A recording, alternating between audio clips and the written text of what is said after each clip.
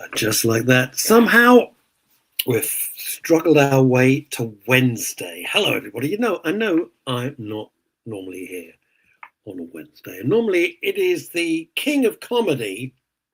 I look like the wreck of the Hesperus today, don't I? Kind of look like death warmed up. Anyway, it is the king of comedy, Neil Longy Long, and Longy's taken a few days off, basically. So he's asked, well, so I'm stepping in because I thought it was the right thing to do so we could have a chat. There's a lot to kind of chat about, if you like. That's the main thing. That is the main thing there. Waitrose, what have you done?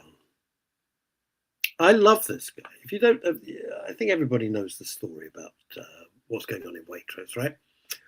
A guy called Walker Smith. Now, I love him because he's named after two brands of crisps. I'm hoping his middle name was Dorito. I think the whole thing would be, if his middle name was Walker Dorito Smith, that would be fantastic. Anyway, that is his name, Walker Smith. Worked for Waitrose, I think, 17 years. 17 years. Goes to tackle a hello there, Mark. Hi there, how are you? Easter break, it was okay.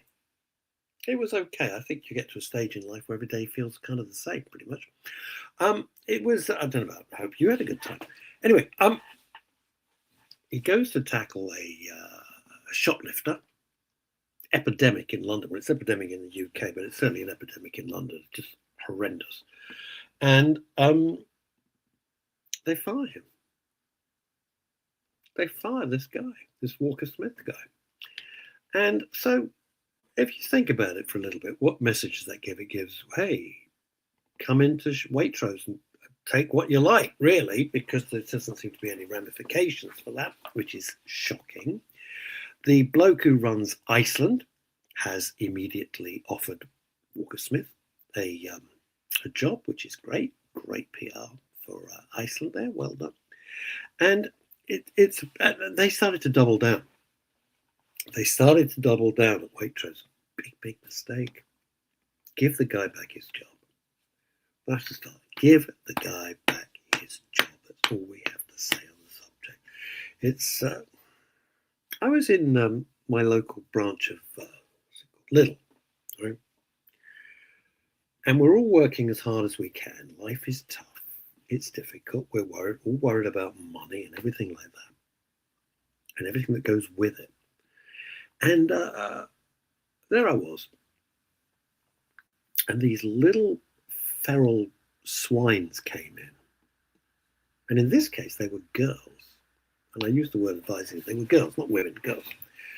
And they went to the meat place, wrenched the doors open, and ran out with hundreds and hundreds and hundreds of pounds worth of meat, giggling and laughing. No one stopped them. And I'm like, what? And there was a little gang of them. You know, and they came. And you know that the meat comes in big trays, right? Yeah, it comes in trays. And they took this and they just ran out onto the street, laughing, ha, ha, ha, ha. Hundreds and hundreds of pounds of theft. So I spoke to the security people. I said, what's that about? Now, this is not a big branch of Lidl, right? It's a small, relatively small branch. I mean, it's not tiny. I don't mean like a little express version, but it's, it's not one of their vast things. And in this branch, on an average high street in an average town, they are losing, really, £600 a day minimum, shoplifting. Let that sink in. Think of the average price of the stuff you buy in the supermarket, right? They're losing 600 quid a day shoplifting. Huh? Now you melted. So who pays for that? Well, you pay for it. You pay for it. I pay for it because it has to go on the increased prices. They've got to cover themselves somehow. Flash. Savior of the universe. Barry J. Allen. Good afternoon, Russ and all. Well, good afternoon to me and good afternoon to everybody watching all over the world. You are so welcome. So I get really angry. It's unfair. You know, you stand there And how many times do you do this now? I do this all the time, be absolutely honest with you. And you don't get this on other radio stations. I do this. Hi, lad. Hi, Philip Harling, coming at me from Yorkshire. Hi, lad. Put big light out. What have we got? And Dave asleep. Glad you could join us. Dave, I'm welcome. You could join. I've been great. Right, what have we got here? Mark says this. There have been two recent incidents. The bus driver that was sacked a few years ago after running after a man who stole a woman's jewelry. Now the man that was sacked from Waitrose. This is madness. It's absolute madness. Barry says this. We have shoplifters at work. We can't do anything about it. Why? Barry, I'm really, really intrigued. Why can't you do anything about it? Are you under instructions from management or HQ not to do anything about it? Is that the deal? Is that what? And Mark says this. Is everything wrong with the UK at the moment? Well, it's one of the many things that's wrong with the UK at the moment, and it's a huge issue. It's not just the money, which of course we end up paying because those costs have to go somewhere. Just think about it. I don't know how many branches of Lidl and Aldi and all over, but every shop, this little shop, relatively small, 600 quid a day. A day. It's nuts. It's a shoplifter's charter. Where does this stinking, lousy sense of entitlement come from? Because I do this, and I'm sure that many of you do this, as you take an item off the shelf that you'd really like. I'm not talking about anything hugely fancy, just something you'd like. And you look at the price, and you put it back on the shelf. How many of you do that? How many of you really, really are careful with what you buy now? You know, you used to go and say, oh, I fancy that. Put it in the trolley. Oh, I fancy that. Shove it in the trolley. Don't do it anymore. Every purchase we make, forgive me if I'm speaking out of turn, tell me. But I think that every purchase we make now is a considered purchase. So you know how it works. There's impulse purchases and there's considered purchases. So an impulse purchase is, that's why they have all that stuff at the checkout. So all the stuff at the checkout is, oh, I'll take some chewing gum. Oh, I might need some batteries. Whatever it might be. Impulse purchase. Yeah, well, I fancy those crisps. A considered purchase is, can I afford it? Do I really need it? Do I want it? You have to think about it. In other words, you have to think about it. Right, your stories coming in thick and fast. From Philip Harling up in Yorkshire. When I was working part-time at B&Q, the alarm went off and I chased a lady across the car park. Jesus. And I caught her with a bag full of expensive light fittings, £600. Let that sink in. 600 quid she'd stolen. Took her back in store and the police were called. This was 1999. So if it was 600 quid then, what is that now? 1,500 quid?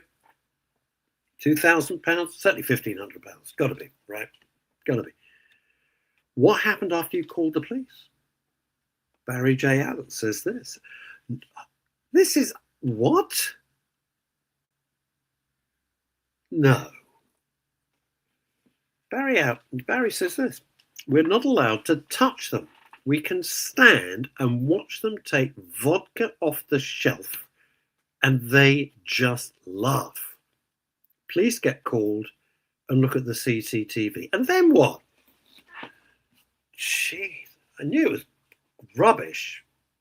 Oh, look at this. This is madness. Dave Sleep. I recently stepped in to protect a security guard in a co-op from a shoplifter that was using cans to hit the guy in the face.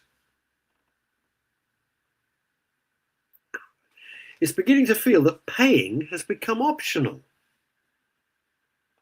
Hello to you, Robert. Hi, Robert Van Buren. It was good to meet you the other week. Really, it was nice to meet you. I love meeting our listeners. It's always a pleasure. This is madness, guys. This is absolute madness. You see, why has this become the case? Why have we become lawless? And if you say things like that, ooh, you're labelled. Like, oh, you're right wing, you're this, that, the other. No, it's just wrong. You see, in Philip, who chased this thief, let's call them what they are. They're thieves, they're crooks, they're criminals, right?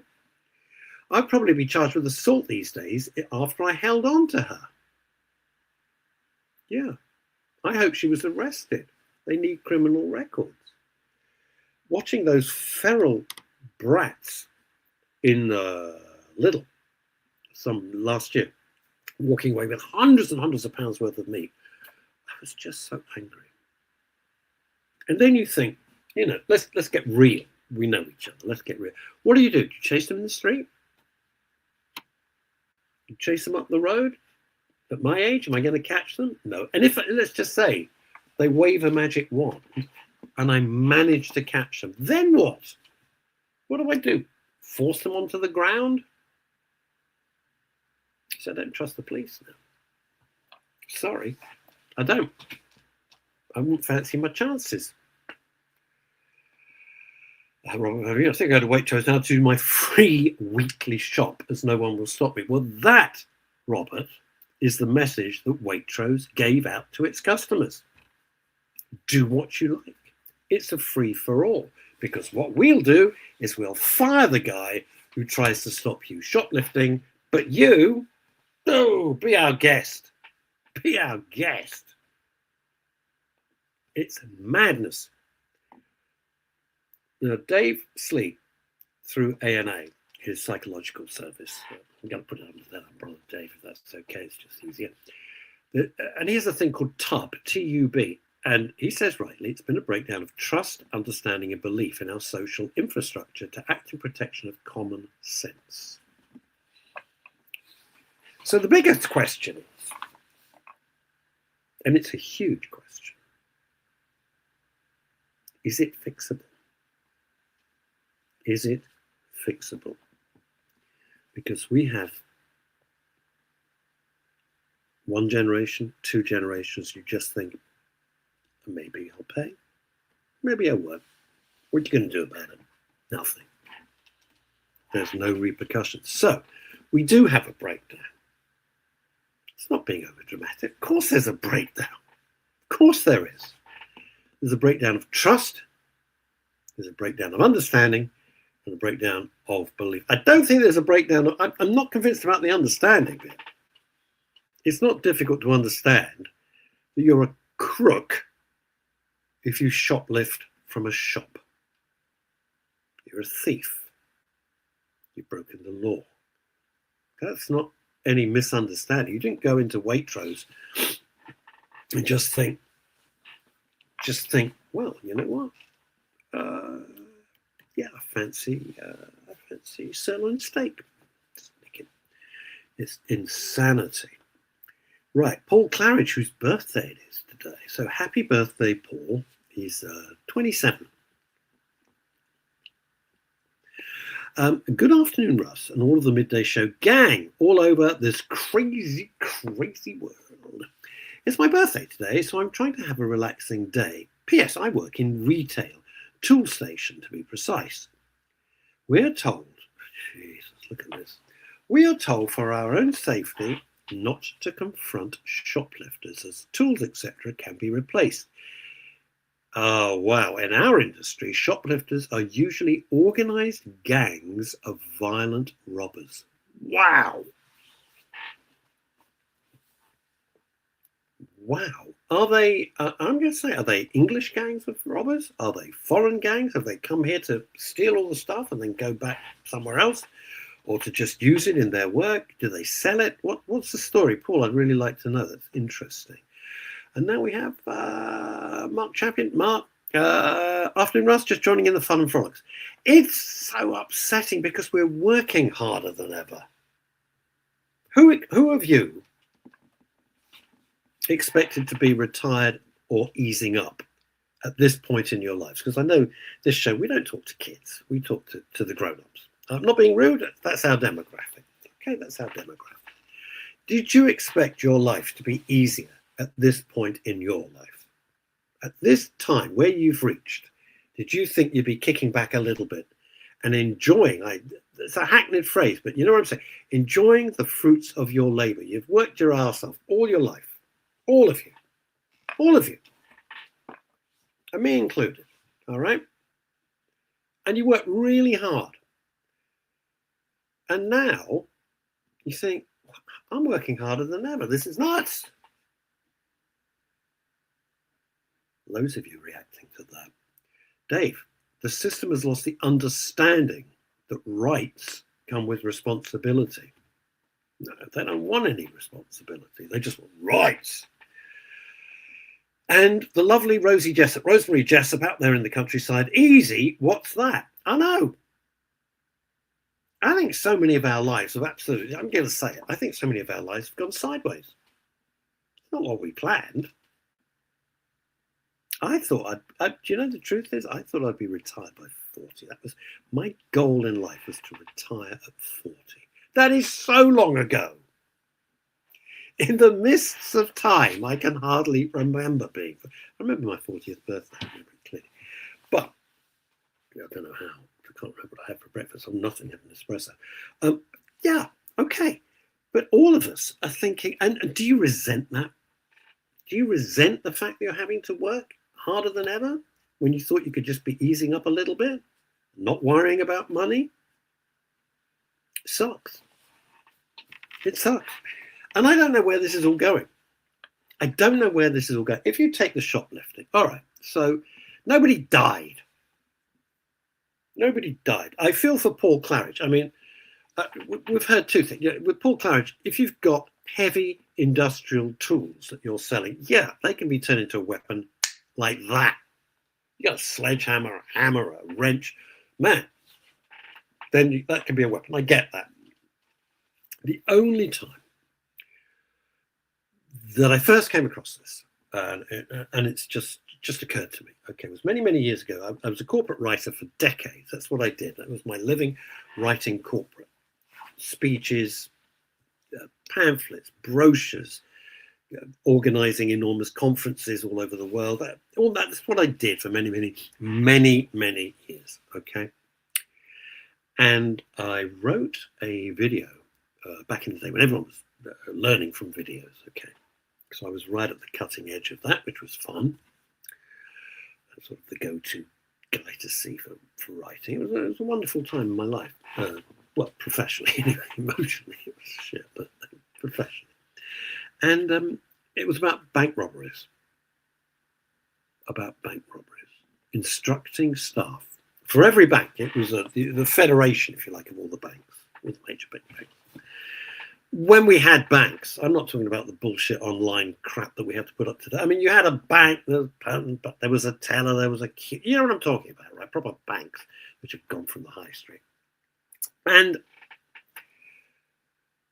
the thrust, I wrote a very brutal film, and there was a lot of backwards and we can't do this, we can't show that. And I said, look, guys, the reality is they don't come in, with a box of chocolates to rob a bank. They come in with guns. We come in with guns. And so the opening of the film, now it doesn't sound such a big deal now, but at the time it was a huge deal, was a sawn-off shotgun being loaded against the voiceover of the chances of you being robbed. And the message was clear. Don't have a go. Don't. If they come in with a gun, it's not your money. Let them have the money. All right? They're insured. The banks are insured. These people won't hesitate to shoot you. And if you're at the wrong end of a sawn-off shotgun, it's not going to be nice. So the whole message of this film was, don't be a hero, don't have a go. Now, I kind of get that if you're being faced, right? You're being faced with a gun. I don't get it if some little idiot is just stealing off the shelves. What are they going to hit you with a bag of Mars bars? I mean, what are they going to do? Right, back to Paul Claridge, the birthday boy, explaining he was said about gangs. He says, Russ, The gangs are usually Irish travellers. They rob to sell on. Of course they do. They target DIY tool shops all over the country, and they use the threats of violence and actually carry out threats of violence, sometimes with weapons. God almighty. I've experienced this several times. They steal it to sell at car boot sales. Car boot sales is one of the biggest ways, I hate to say it, I'm sorry, of laundering money in this country. You know that, right? You know that. That's what they do. That's what they do. Right, where are we? Let's get some more. Your comments are wonderful today. Right. Philip Harling says this: maybe your shop should adopt the Argus method. Everything is behind the counter and order and pay via a screen. Well, is that where we're going to get to? You know, if I'd have said 20 years ago, 30 years ago, you know what, everybody, there's going to be no banks on the high street. You go, oh, shut up, of course. They've all gone. They've all gone. Where's your nearest bank? My nearest bank? I've got to get on a bus and a tube. A bus and a tube to get to my nearest bank. Seriously. Barbara Bragg. Hi, Barbara. And good afternoon. I watched a guy in B&M get a suitcase. God damn. I'm going to start this again. This is so jaw-dropping. I watched a guy in B&M get a suitcase, then load it up with electrical goods and walk out the doors. I couldn't believe it. I told the cashier. She said, I know, it'll be on cameras. That was it. I felt like walking out with my goods. Why should I pay? Well, Barbara, I have... All right, well, we know two wrongs don't make a right. We know that. We know two wrongs don't make a right. But you do feel when you see these bastards doing this, you think, well, why should I do it? What we got? I enjoyed listening to the Barking Blonde Joe and Chewing Fat the other night. Thank you, Mark. That's very, very kind of you. I enjoy doing that show. We don't get paid, by the way. It's the only thing I do for the BBC, because I'm not a fan, as you are aware. By the way, I may have been hacked on Twitter. I may well have been hacked on Twitter, so if you see mad things happening, that won't be me. It just happened just before the show started. That really threw me, to be honest with you. Barry J. Allen, they are known by police. Most stuff is stolen to sell on. Yeah, not the food. The heavy goods or the electricals or stuff like that, absolutely right. But, yeah, a lot of it. Back to Philip, up in the north. A lot of shrinkage, loss of goods has increased since the introduction of self-service. Of course it has. Of course it has. Oh, God. Really? Even baby milk is stolen too. Well, of course, now there's no imperative not to have children if you can't afford them. I've always believed it is only fair on your child to have a child if you can afford to bring a child up. Is that harsh? But when you go on having a huge family just because of the benefits, well, I'm not even going to go there. Mark Simmons says this, Simons. They don't investigate anything stolen under £200. Every pound matters. This country has fallen dramatically. Well, import the third world, become the third world, isn't it? That's what they say. It's not far from the truth, to be honest about it. Paul Claridge, everything behind the counter won't work. Oh, God, yes. You see, Paul has horrible hands-on experience with this. We are lucky that we don't, right? We're lucky. So, everything behind the counter won't work. The shoplifters, the robbers, will simply hold up the staff with some sort of weapon, demand the goods are handed over, and they'll jump over the counter and ransack the store. Of course they bloody will. Unbelievable. What are you going to do? It has to change. It has to change. There has to be consequences. But there doesn't seem to be any consequences of anything here. Back to birthday boy Paul Claridge. Toolstation and Screwfix operate in a similar way to Argus, where most of the stock is behind the counter in the warehouse. They jump the counter. Well, I don't know about you. I'm going to put this politely. I doubt if Paul is on $250,000 a year salary, right? And if somebody jumps the counter, should he put his life in danger if there's weapons involved? No. They're going to steal it. Let them steal it. Here's the difference. When you're what they are, professional thieves, professional gangs, man, you don't want to go up against them because they won't hesitate to harm you or kill you if they have to. They don't care. They're ruthless. So I would be with Paul Claridge 100% of the way. I'm sorry I'm moving. My back is killing me at the moment. The last few days has not been good. Yeah. Oh, whoa. So I'd let them have it. This is an interesting about you. Your comments are fantastic today. Absolutely brilliant. Baby milk is not always stolen by people with kids. Drug addicts were still to sell on at half price. Wow. The one thing we don't want here is the fentanyl crisis. I don't know if you're aware of what the fentanyl crisis is. My son lives in America, has done for many years, and he had to visit on business San Francisco, which you think, when we think of San Francisco, we like to think of Tony Bennett. I left my heart in San Francisco and cable cars, and it's all very romantic and a very pretty city. It is part of the fentanyl epidemic. Fentanyl's a disgusting drug when used by drug addicts, right? Medically. It's a different matter, right? So it's heroin medically. And fentanyl turns you into a zombie. I mean, literally like a zombie. So he finished the meeting in San Francisco. And the people he was having the meeting with said, oh, when you come out, don't turn left. So he looked at them. So, when you come out of the building, don't turn left.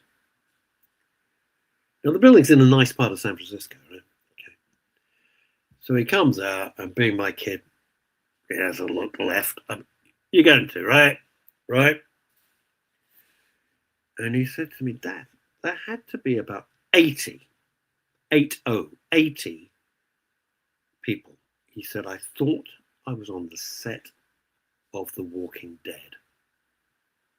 Because fentanyl does many, many things. But two of the things that are the most visible is you look like you're dead, but you're standing up. You're a complete zombie. You don't know where you are at all. But it twists your body into the most extraordinary, horrible shapes. Yeah? And you're still as a statue. It's the most repulsive and weird thing you can imagine seeing. And my kid turned and looked up this street in San Francisco, and there's 80 of these fentanyl addicts, all of them stock still, like statues, bodies twisted into the most bizarre positions. We don't need that here. But the trouble is, of course, America sneezes and Britain catches a cold. Well, it did. Starmer completely nosed up the relationship. I don't know what's going to happen there. But we don't want that on top of everything else. Paul Claridge, birthday boy. Part of my job is coaching colleagues on how to deal with robberies. Robbers just want to be in and out as quick as they can. And they don't want to actually hurt anyone, as that will add years to their jail time if they're caught. Will it, Paul? Will it? Just let them take what they want. Don't delay them. Absolutely. Let them get in. Let them get out. Get the hell out of your life. I hope they get caught. What the police are doing with these... I'll get on to that in a minute, Dave. But what the police are doing with regard to car boot sales. Car boot sales is a huge way of laundering money. Huge. Because it looks all nice. You've got mum and dad and uncle and auntie, and they're selling knickknacks, old radios and bits of furniture and every other bit of crap they don't want in their house. And some nice things and some rubbish things. But what the police are doing is coming along. When they see a stall, I presume it's a stall, or coming out the back of the trestle table, or however it works. You've been to a car boot sale, don't need to explain it to you. And they see brand new tools. They will check the markings and try and make arrests. So they should. Right. The US drug issue is nothing compared to the unspoken drug horror in parts of Africa. Well, I don't know. What's Bob Geldof doing about that? It seems they can do anything in Africa, and they get a get out of jail free card for anything what's going on in South Africa. No one gives a damn. It's incredible, isn't it? When you actually see what they're doing in South Africa, the South African government, who are we see what they're doing, and there's no outrage. No outrage. Massacre of Christians by the Muslims in Africa. No outrage. None. They don't care. It's hard to be optimistic, isn't it? It's hard to be optimistic. Anyway, we have to be. We have to be. So we've covered a lot of stuff today. I'm fascinated by this, but it's your personal experiences that mean so much. It makes the show three-dimensional, makes our conversation three-dimensional. Are you coming to see my show on May the 5th? I'm changing the subject. May the 5th. I've kept the prices. They said, I'll put the prices up. We'll do this, do that. I said, no. So it's at Crazy Cox. And Cox, before you get excited, COQS, Crazy Cox, French. And it's at 6:30, so it's nice and early. You could be back in bed by 9:30 with nice cocoa, watching Cash in the Attic reruns. 6:30, May the 5th, Crazy Croc. Jesus Christ. Take 2, love. Crazy Cox, which is part of Brasserie Zerdel. So you go to Piccadilly Circus. You're not going to drive, are you? Go to Piccadilly Circus. It is, from Piccadilly Circus, 20 seconds. 20 seconds from Piccadilly Circus Tube Station. Crazy Cox, which is I think it's the prettiest, probably the most prestigious. So I'm very honoured to be there. Seriously. You never know, I might look a little bit better by then. Most beautiful cabaret room in London. It's absolutely stunning. It's all Art Deco. It takes about 80 people. So it's intimate. It's very intimate. It's a beautiful, beautiful room. You can eat beforehand at Brasserie Zerdel, which is one of my favourite restaurants. Not expensive. Sounds fancy pants. It is fancy pants, but the prices are not fancy pants. So you could eat beforehand. Julie Voice is coming. That's great. Julie Voice, formerly of Dallas, Texas, now of Guildford, Surrey. I'm coming to the show. I'm relying on you to keep me awake. Oh, trust me, you'll be awake because I've just got back from New Zealand. Wowza! Fantastic. And then we've got Dave asleep. I'm aiming to get back into London early enough to get there. Dave, get there. It's a very different show to the one that you saw me do when Neil Long was DJing a few weeks back at the Bell in Hampton. Is it Hampton? King Henry got his Hampton? Yeah, Hampton. I couldn't remember. All I can remember was a very silly song when they did Carry On. Instead of the Carry On first, they had a Carry On TV series. The day King Henry got his Hampton Court. Just still makes me laugh about 40 years later. So please get there. Right, let's go up to Yorkshire again. Philip Harling. When I worked at Tesco many years ago, I was one of the guys who unloaded the wagons. They sometimes have cages of expensive items, phones, etc. There had been several losses, in inverted commas, shortly after I started. Therefore, I was stopped and searched in store. Nothing found, of course. Several weeks later, the culprit was caught. No bloody way. Who was the culprit? It was a security guy who did the stop and search. No! Who guards the guards? I can't remember the Latin. It's quis custodians custodian or something. So Philip worked at Tesco's, had to be stopped and searched all the time because stuff was going missing. Who was the guy doing all the stealing? The guy doing the stop and searching. Dave, you're being a little bit too kind, but I'm looking forward to the masterclass and another opportunity to learn. Yeah, well, I don't think so. I've been thinking a lot of why we do these things. Hang on. What do we got? Paul Claridge. There's a brilliant post on Facebook today from an American gentleman apologizing to MAGA, Make America Great Again, for not voting for Donald Trump. He was told if he didn't vote Trump, America would go to war and oil and grocery prices would rocket. He didn't vote for Trump and all those predictions came true. No, I've got to read that again. I'm not following that. Brilliant post on Facebook today for an American apologizing to MAGA for not voting for Donald Trump. He was told if he didn't vote Trump, I'm really confused here, America would go to war and oil and grocery prices would rocket. He didn't vote for Trump. All the predictions came true. Well, yeah. But they've got to finish the job, haven't they? Can't leave it half-assed. Be like having a dangerous, really dangerous animal and wounding it, which makes the situation even worse. We all know that. You've got to finish it. The regime, they started it now. That regime has to go because they're doubling down. They're doubling down. Look, I'm hardly a military strategist, am I? For God's sake, I'm a professional celebrant and I write. That's it. Do a bit of broadcasting.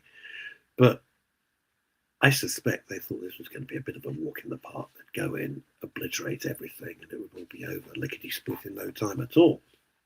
Turns out they were rather misinformed. Not good. Not good. Horrible. Horrible, horrible situation. But it's now they've started it, it's got to be finished. Got to be finished. I think if Iran had the nukes, they would use them. I do. I think they're mad. Being run by completely barbaric lunatics. But there we go. That's life. So, Dave, you're very kind. What Dave is referring to is that when we did the stand-up with Neil Long, and they said, "Oh, would you headline?" Which I was a bit nervous about. Okay, thank you very much. And it was a 20-minute spot. And 20 minutes sounds like a lot, kind of not. So the show on May the 5th at Crazy Cox, and it's 25 quid a ticket. That's it. Bargain basement. Bargain basement. I don't mind plugging the arse out of it. I will. And I will continue to do so. It's like an hour and a quarter non-stop stand-up. So I hope you enjoy it. What do we got? Mark says this. I remember a manager stealing a trolley full of shopping at the supermarket I worked at as a student. I did laugh when I saw in the toilets Ray Maguire, that's not his real name, was here with his trolley. God's sake. Yeah. We now know what happens when the man in the pub personality is in charge. Now, what are you talking about? You're talking about in Britain? You're talking about in America? Where are you talking about, Dave? I'd like to know. Philip, got to get back to allotment while sun is shining. Stay safe. Love you all. Break a leg, Dave. Oh, because he's doing more stand-up. Dave Asleet. Dave Asleet is doing more stand-up. The man in the pub. The man in the pub knows nothing. I don't know where we're going to go with this. I really don't. Anyway, I was thinking to ourselves, why do we put ourselves through what we do? Why do we do this? I've really been asking that. Is it? It's not ego. It's a need, a desire to do it, even though it's terrifying. Even though it is very scary. Very scary. Donald Trump, says Dave Sleep, Donald Trump's the ultimate man in the pub personality. Well, it resonates with his supporters. It resonates. You know, he speaks their language. He speaks in plain terms. I'm not going to get into it. So why do we do what we do? You know, this thing on May the 5th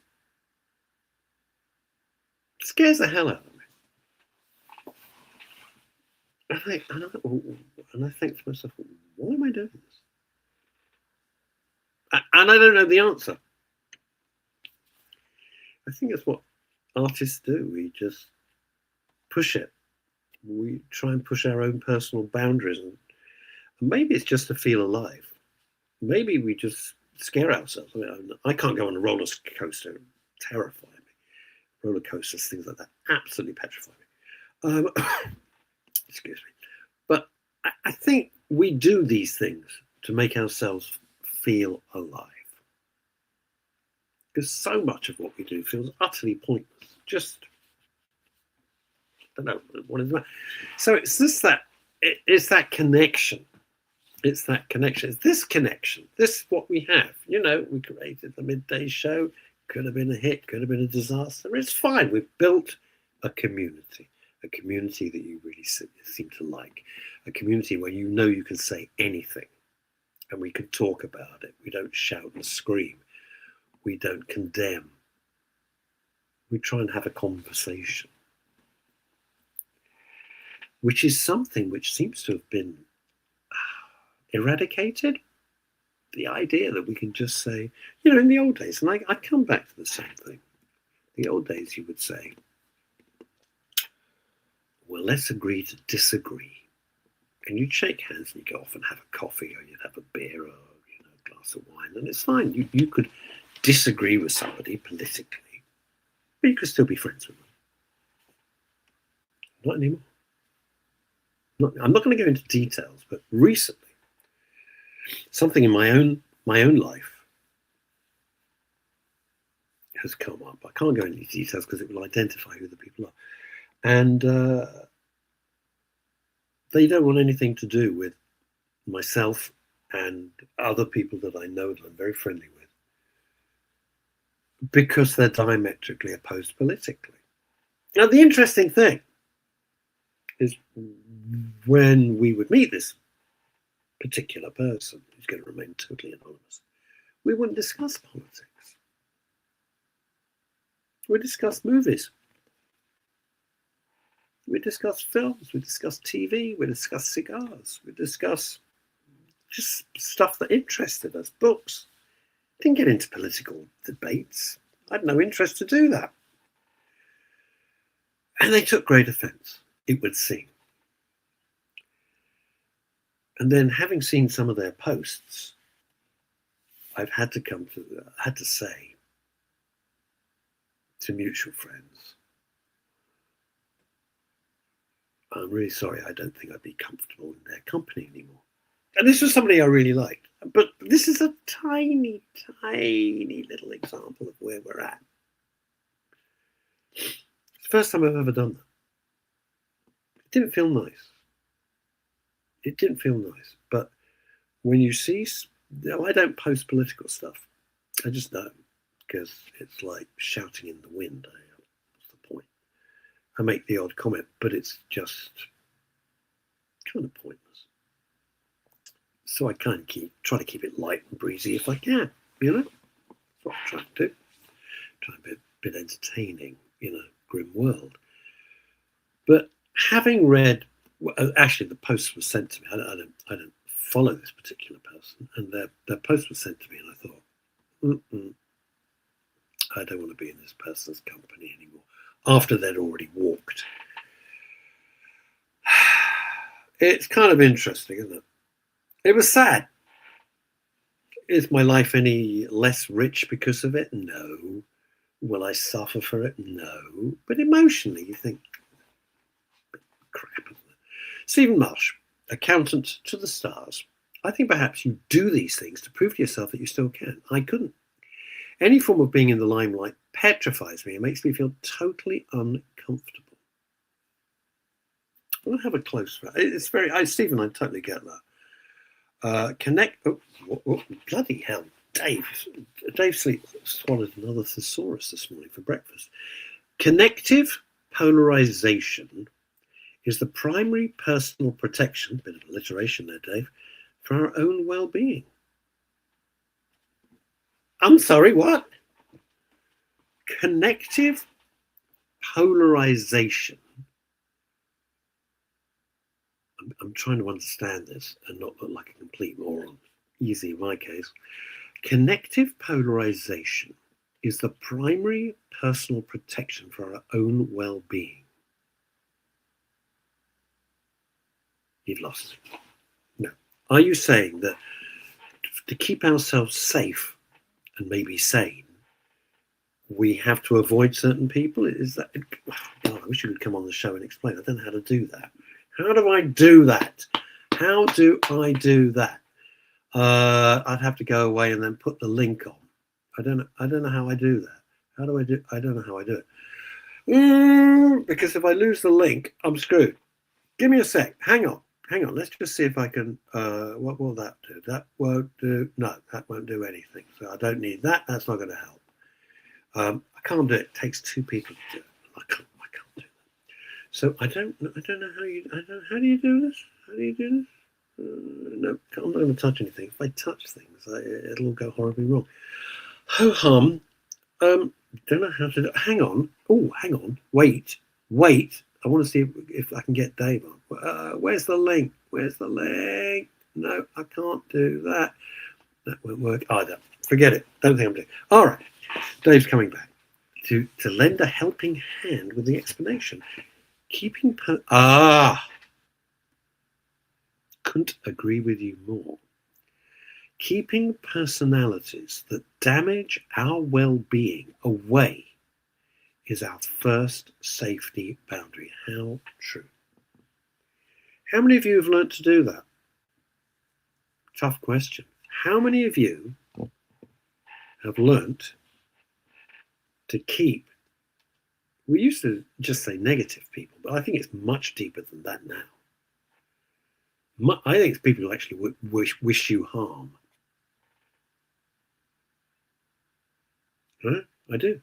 Keeping personalities that damage our well-being away is our first safety boundary. God, it's hard to learn. It's hard to learn that. Have you managed to do it? You don't have to go into examples, but have you managed to get rid of negative? It used to be negative people. I'd call them mood hoovers. They would drain you. And you'd come away going, oh, God, I didn't want to see Maureen again. I don't want to see Fred again. Oh, my God, I was hideous. I get that. But I think we've moved on. I think it's evolved. And I think that evolution is they actually wish you harm. Huh? There's a world of difference between being negative or being boring or, me. We all know those people. Me. Enough about me. What do you think about me? It's horrible. All right? Horrible. But we all know those people. They're egomaniacs and self-centered, and they have no desire to know anything about you. It's just about them. I get that. But they don't wish you harm. They just don't have the wherewithal to understand that they're an egocentric bores. And they can't give a monkeys about you. But it's evolved. And that evolution, I think they actually wish you harm. So have you managed to keep people like that out of your life? People who were in your life, who you felt were doing that to you, have you managed to get rid of them? And if so, how did you do it? How did you do it? How did you manage that? Were you worried that you'd give offense? Were you worried you'd give offense? Or didn't you care? Now, what is this referral link? I don't know what that means. No, I don't want that. I don't want that. I absolutely don't want that. So, all right, back to Dave Sleep. The three personality layers we all hold, as outlined in the psychological hive, are fountains, puddles and drains. I have no idea, Dave Asleet, what that means. The three personality layers we all hold, as outlined in The Psychological Hive, which is Dave's book, are fountains, puddles, and drains. Walk me through it. Come on. You've all got us now. You've got our attention. Fountains, puddles, and drains. Come on. Need to know what it means. I'm trying to share this. I don't know how to share. Oh, how can we share it? I don't know how to share this. No idea. I have no idea. There we go. So, oh, I see what that is. That's a new option there. That's a new option. What have we got? So Clark. Oh, welcome. Now, Clark Gilbert is watching us from Grand Rapids, Michigan. Sounds like it should be the setting for a musical made in the 1950s, but it's not. So Clark Gilbert, who's a pal of mine, we met on social media and became pals bonded over cigars, as a matter of fact. So I always like spending time when Clark comes to the UK and visits. I like to see him. I stopped associating with them. What reason did you give Clark Gilbert in Grand Rapids, Michigan? What reason were you? Did they say, "Hey, Clark, we don't hear from you anymore. What's going on, buddy?" That's my best approximation of how they speak in Grand Rapids, Michigan. I have no idea. I don't know. But did they say, we don't hear from you, pal? What's going on? And you go, well, I don't like you. You stink. Or you're not nice. Right, Dave Asleet, I need to know what a puddle, a fountain, and a drain is. Puddles, all right. Well, here's the thing. Mark, I can't do it. It would be... I've looked at this. You're absolutely right. I've been trying to do this for years. You should have a phone-in show once a month. I would love to have a phone-in show. I would like nothing better to have a phone-in. I would love to do it. I don't have the tech to do it. You need a desk. I don't have a desk. I don't know how to do it. I will speak to... Who do I know is technical? I'll speak to Phil Dave about it. But I really want to do that so we can have the conversation. That's what I want to do. That's my goal. It's always been my goal.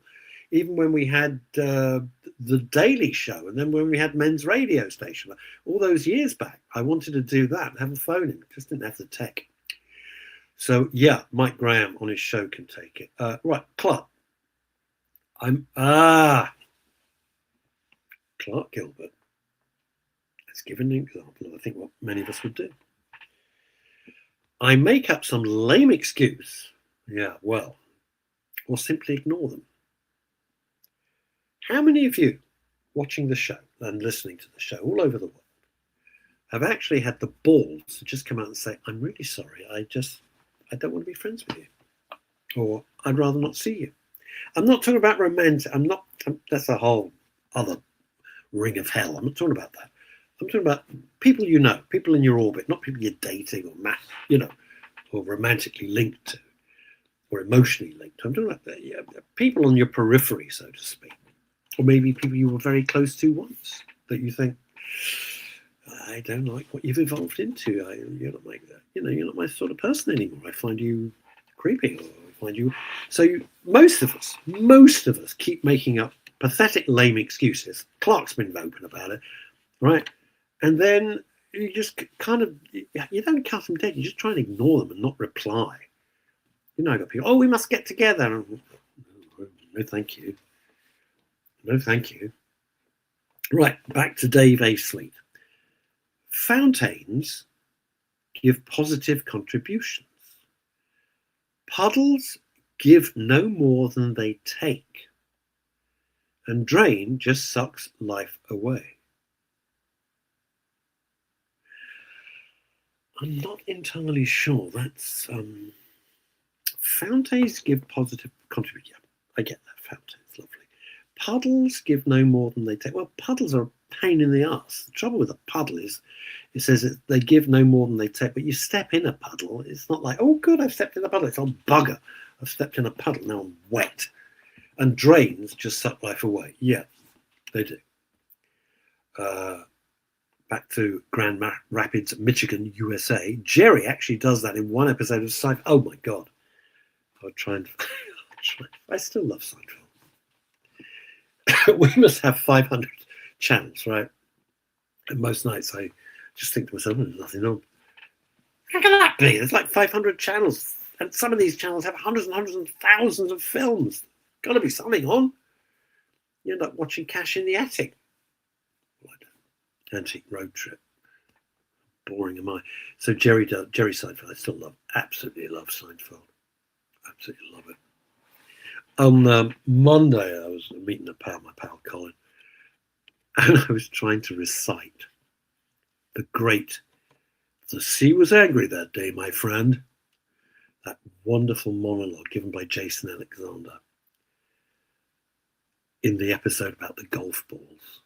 Oh my God. Absolute genius. The best example of what in comedy is called the come around. And the come around is a really, really hard thing to do. It takes great skill. And Ken Dodd could do this. Genius. Ken Dodd was a genius at this. Because he'd start talking about something, forget about it, and then like 2 hours later, he'd start talking at a tangent and go, oh my God, the guy's lost it. And he brings back something he was talking about ages ago and fits it into the gag. It's a terrific skill. Very hard to do, but come around. And this episode of Seinfeld, I don't know what it's called. It kind of goes like this. It kicks off with Kramer. He's on the beach with his golf club and some golf balls, and he's hitting golf balls into the ocean. Because it's not easy to find a golf club in New York City, obviously. So he's on the beach hitting golf balls into the ocean. That's kind of the opening setup. But then you forget about it. And then, if you ever watch Seinfeld, you know that George, portrayed brilliantly by Jason Alexander, George never seems to have a proper job, and he makes shit up. And he's dating this girl, and for reasons that doesn't really matter, he tells her, and she totally believes that he is a marine biologist. He is no more a marine biologist than you and I. But in the context of the show, he's convinced this girl, or somehow he can't get out of the situation to unconvince her that he's a marine biologist. So you park that bit. And then he and the new girlfriend are walking on the beach, and there's a crowd. There's a crowd on the beach. So Jason Alexander, the George character, goes, oh, what's going on? There's a whale. There's a whale. It's stuck. And there he is. And you get them in the Atlantic, because it's the Atlantic Ocean, obviously, because it's also on the East Coast. There's a whale that's stuck. At which point you can see what's going to happen, because there's now a big crowd on the beach. They don't know what to do about the whale. And the girlfriend goes, my boyfriend's a marine biologist. You can help, can't you, George? George has got nowhere to go. This goes all the way back to how we get trapped. How we get trapped in situations. So George has no option. And he's not a brave guy. You see him wading out. And then the next scene, you think, where's this going to go? And the next scene, they're sitting in the diner. So there's Jerry Seinfeld, there's Kramer, and there's George. And the writers, which were Jerry Seinfeld and Larry David, had come up with this fantastically long, convoluted monologue the night before the taping of the show. Yeah? And they gave this script, massive, great one-take monologue to Jason Alexander. He didn't receive it till 2 a.m. Shooting's the next morning. And he learnt it all. And it begins with, the sea was angry that day, my friends. And he becomes like an Ernest Hemingway. And he tells the story how he waded into the waves and climbed on the back. He does it beautifully. Climbed on the back of this whale, and it looks him in the eye, and he looks it back in the eye. And then he says, then I saw there was an obstruction in its blowhole, and it couldn't breathe. And Kramer goes, huh? And he goes, a golf ball.